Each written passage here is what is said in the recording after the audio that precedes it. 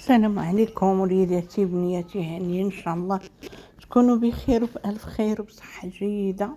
اليوم ماما أمينة غادي نشرب معكم تجفيف النعناع.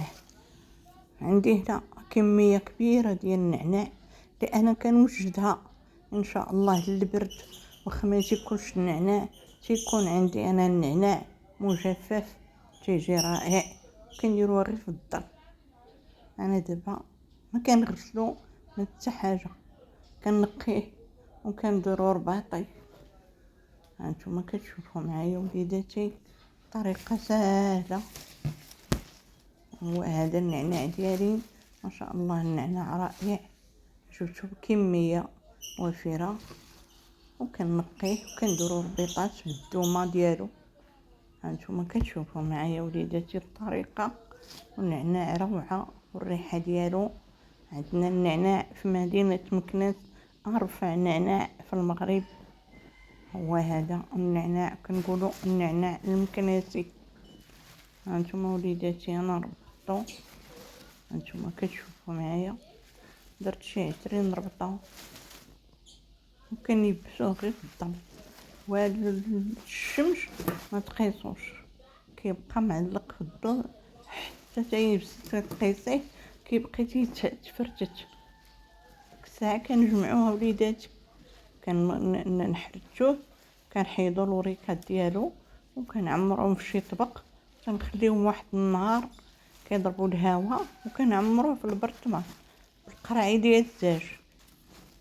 هانتوما وليداتي هو هذا النعناع ديالي، هانتوما كتشوفوا معايا ما شاء الله. النعناع نقيتو ورقه بورقه،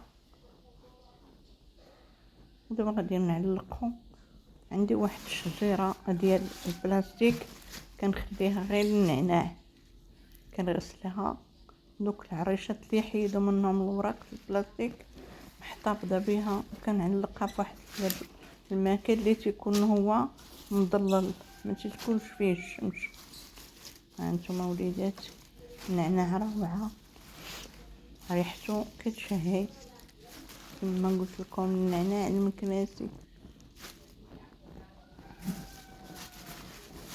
هانتوما كتشوفوا معايا درتو ربيطات.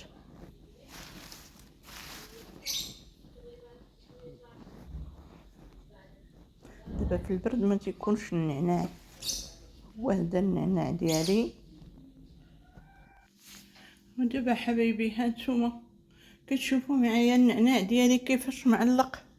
انا علقته فواحد الشجره ديال البلاستيك عندي، ما بقاوش فيها الورق، بقاو فيها غير العواد، وكنخليها غير النعناع. هانتوما وليداتي هو هذا النعناع علقته البارح، ها هو بدا كيكرم. هانتوما ها هو بدا كيكرم، ولكن غير في الظل. هانتوما فوقو الظل.